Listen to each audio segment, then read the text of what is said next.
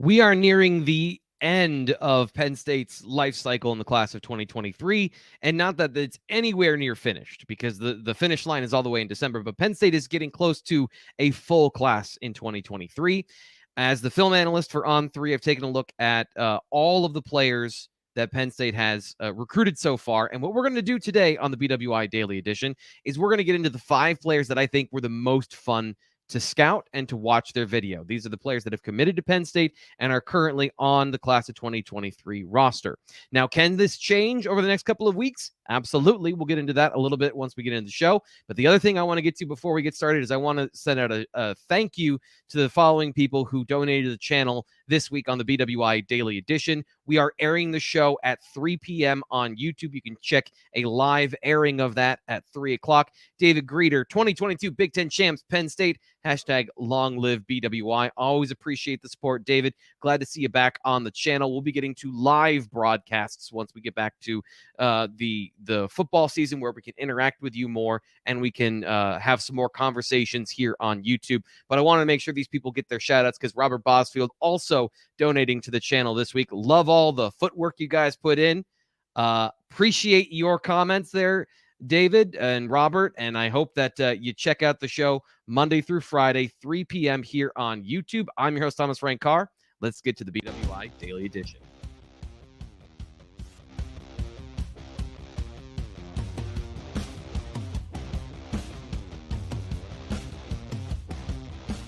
So as I mentioned, this is a big week for Penn State recruiting. Wednesday, that's today, we are on the precipice of a big 2-day event where Penn State is going to find out their future with a couple of really important players for the class of 2023 and 2 of their longest standing commitment recruitments. That is 4-star linebacker Tony Rojas. He's making his decision almost directly after the BWI Daily Edition on Thursday at 4 p.m. And then Tamir Robinson Friday at 6:15. He is making his college decision then. So back-to-back days of Penn State, hopefully for Nittany Lions fans getting good news, and all the tea leaves are saying that Penn State is going to end this week with a slam dunk. So that's great news, but they have not committed yet. So we're not going to be talking about those guys today. We're only talking about the 5 players that I think were the most fun watching and scouting them on film. And not every film evaluation is super fun for a couple of reasons. And a lot of them are not necessarily part of the players. It's not their fault that they weren't exactly fun to scout. So let me give you an example. Honorable mention on this list is London Montgomery. He's super fun to watch on film. His highlight tape is highly enjoyable. But outside of a couple of games, and I looked for months, there's nothing online for me to find. And that makes it less fun. And again, not London's fault, but Scranton Prep does not put that. Nobody went out to film them and put it on the internet. And I've been to all the places. I know all the places to look. So not as much fun. But there are other things that make a player interesting. And this is all, by the way, my opinion. So this is not scientific in any way. But if a player has a unique skill, a unique trait, if they're excellent at football, or maybe they're just bizarre. Another honorable mention on this list would be Matthias Barnwell, because he's a jumbo tight end last season that does a bunch of different things, including playing defensive tackle, but muddies the water a little bit, knowing he's going to play defensive tackle at the next level. How much of that actually projects? How much are we having to read between the lines? That can be a little bit difficult, a little bit challenging, can put you out on a ledge because I've been way high on him compared to everybody else. So little less fun when you don't feel like secure and you don't feel great about it, knowing that you've got an opinion that not as many people share. But here are the guys that I think are the most fun. And despite the fact of having a challenging evaluation, we still got there with number 5. And that is also fun sometimes, is just to have a bit of a challenge and to learn something along the way. That is Elliott Washington coming in at number 5, one of the 5 most fun players to scout so far this season, because he's got a very unique story in his evaluation, in that he plays what's called the shuffle technique. It's kind of a bail technique in zone coverage where you're never head up. You never face up on a receiver. You're reading the quarterback, you're reading the receivers inside to out, and you're watching to see what the route combinations are so that you can explode downhill and get your hands on the football. He plays this almost exclusively. So it's very different than what you see at the high school level. And sometimes he's great at it. Sometimes he needs a little bit of work. But when he's good at it, as you can see here, it creates a lot of plays on the ball. It creates a lot of excitement. It accentuates his explosiveness and his athleticism as a corner. So it is good for his profile and his evaluation, but it is very different. So for me, it was a bit of a challenge to learn and get in depth to the nuances here to see, is he doing it right? What is the proper technique here? Why do you do it? And this is something that will be applicable going forward. Lots of colleges use this. Lots of defensive coordinators will use this. Maybe not exclusively like he uses it at his high school in Venice, but it is something that is used frequently. So it is a valuable skill. But just then on the back end, what doesn't he know how to do? Does he know how to play head up? I've seen it like twice on film. He's very athletic, so there's less of a problem of application. It's just, does he have the knowledge of how to address a receiver at the line of scrimmage? But still, that's a part of his evaluation. We can then glean that knowing he's almost exclusively playing this way. So it's something different, something fun. Coming in at number 4 is actually an apology from me to number 4, and that is Alex Birchmeier, because he committed as a sophomore. And his sophomore tape was impressive, so I got a good understanding of who he is as a football player and what he brings to the table. So much so that I didn't really scout him this fall, and you'll see why, because every time I turned on the highlight tape, I just went, oh, damn. Oh, wow, look at that. He is a very impressive football player. And when you talk about the ability to play with both athleticism and technique, that's why he's one of the top players in the country. There's no projection about how he fits at the next level. He is a big, strong kid, maybe not the most elite length or size, but also very good in those areas. And he gets every ounce out of his frame. His ability to run, his hips, his turning, his hand placement. He is very good at all these things. One of the better technicians I've seen coming out of high school, has been for a long time. He's getting into that Landon Tangwall area as far as he is so good. And you feel like you know what you're going to get from him going forward, that there's just no projection. That being said, I should have watched more of his film this fall, and I'm going to get to that. I promise, Alex, I'm going to get to that because I want to see more of what else is there. Because the highlight tape is one thing, but sometimes I find better stuff buried in a game that players don't put on their film. So I really want to see more from Alex Birchmeier, and I'm going to do that here in a little bit. There's a reason, he's one of the top players in the nation. He is fun to watch. Now, on the other side of hashtag fun to watch is Javen Williams coming in at number 3. And it's a bit of the opposite thing, where Javen Williams is something you always want to see, something you've never seen before. And with Javen, there's a level of athleticism that I've just not experienced watching an offensive lineman at Penn State. The ability he plays with, just getting out in space and running. Watching offensive linemen run when they're really good at it is so much fun. Just the first off, I like watching good football players and guys that I think can go somewhere. And Javen has NFL level potential. That's something I haven't seen from an offensive lineman that is so clear. There's just a handful, and we've mentioned a couple of them already in this video. Javen has movement skills, power, strength, and for a guy that is not exposed to a lot of high-level things he's asked to do, he's very good for what he's asked to do. He can pull, he can move, he's got good technique in the run game, and he's learning the pass game. So that part will come along, but watching him do what he does is so much fun, especially when he's run.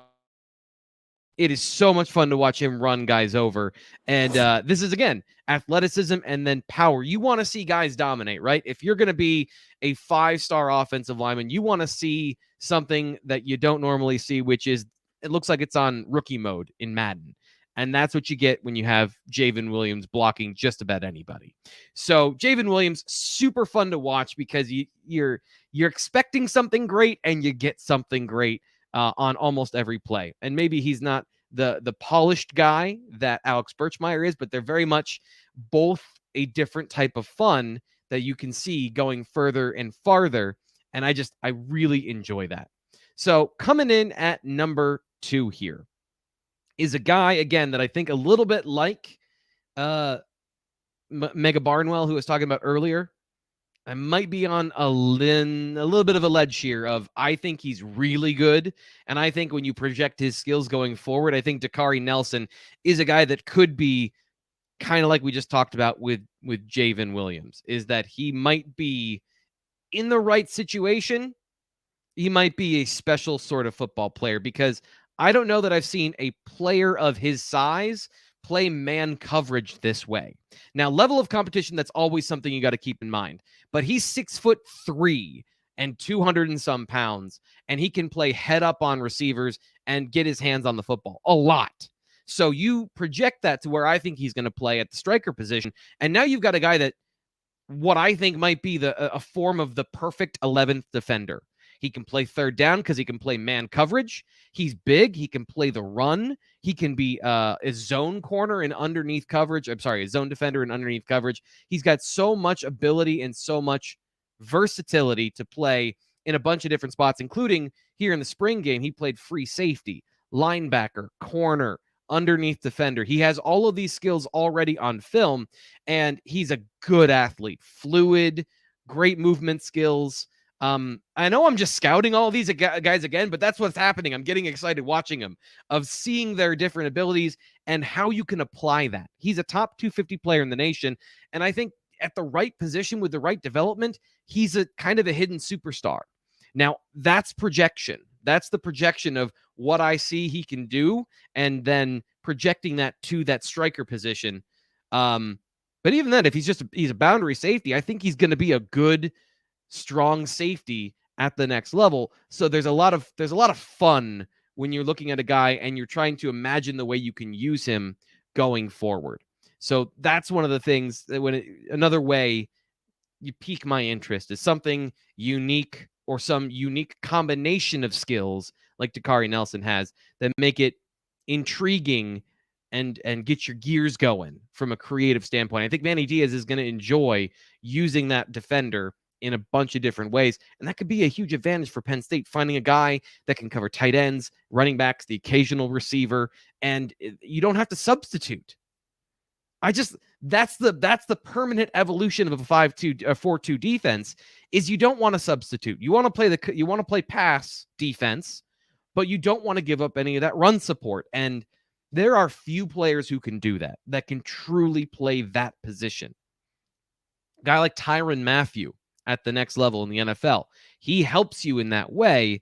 In a bit of a different, he's not playing underneath coverage all the time. It's not a pure one-to-one example, but he's got such a versatile skill set that you can move him around and you can challenge the offense from a schematic perspective and cause a lot of problems for the offense. Kind of like King Mack. And did I just pick the smallest guy? 5'9", 172 pounds that plays the biggest? Yes, I did. That is the most fun thing to watch, is to watch a player that is not big, play bigger than everybody else. And King Mack, I love what he brings to the table because he is a great tackler. He is just vicious when he gets there. And I bring up Tyrann Mathieu because he reminds me a little bit of that, of a guy that plays bigger than he is, and I think can play a safety position, play a little bit closer to the line of scrimmage than his size would indicate. I don't think he's a pure slot corner, but he could play corner. So again, versatility, size, the Mighty Mouse thing. Everyone loves the underdog, and King Mack just brings it on a regular basis as a run defender. And maybe I'm making a little more of it than I should, because he's not just like a good run defender, and there are going to be some challenges at the next level. He's not playing in the box regularly, but he's not going to be a liability in run support. And that's the thing. If you're projecting forward, this is where it gets exciting of, okay, so if he plays slot corner, he's another guy that you don't have to take off the field because he plays well in run defense.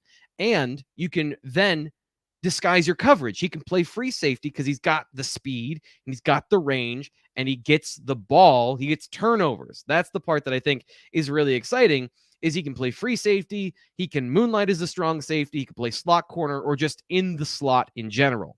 So really fun, hits hard, brings it on every play, and has ball skills like that. And I'm always a sucker for the small guy that just lays out people that are bigger than he is. It's a little bit close to home, I admit. So that's why King Mack is my most fun player to scout in the class of 2023. There will be more because Penn State's not done adding to the class. So who is next? Is it Tony Rojas? Is it Tamir Robinson? We'll find out. And I'm not coming out flat-footed because we do have a little bit of a head start on Tony Rojas and Tamir Robinson, just in case they commit tomorrow. They are fun to watch. And that's kind of where this came up of. I was doing a little bit of homework, trying to get a head start on things in case Tony Rojas does commit tomorrow. And oh boy, he is super athletic. This is a very fun football player to watch. So that's just a sneak preview of what could be coming up tomorrow, a little bit after 4 p.m. if he commits to the Nittany Lions. We'll have that locked in with myself and Ryan Snyder, our recruiting insider, giving you the story of how Tony ended up at Penn State if he chooses the Nittany Lions. There is a big decision to make because Clemson and Georgia, two powerhouse schools, also competing for his services. And then on Friday, once again, we have Tamir Robinson, another big 6'3", 225-pound linebacker from Pittsburgh. Is he going to commit to the Nittany Lions? And if he does, Penn State's in a really great position. We looked at two of the secondary players on our most fun watch list. This is a really good defensive class if they can land these two jewels in the middle. I think I've hyped it up enough, right? It's a big day coming up tomorrow and then on Friday. So Penn State, you might have a good weekend on tap. We'll find out here in just a little bit. But that'll do it today. Quick BWI Daily edition. Want to make sure we're continuing on the recruiting theme this week because of all of the important stuff that we just talked about. So coming up tomorrow, it is the mailbag edition of the BWI Daily. We'll be taking your questions. Make sure you check out on Twitter or bluewhiteillustrated.com. Sign up for $1, 12 months of access. You get to the message forum. You see where I put up the mailbag submission thread. We'll get your questions on the show tomorrow. I'm your host, Frank Carr. We'll talk to you then.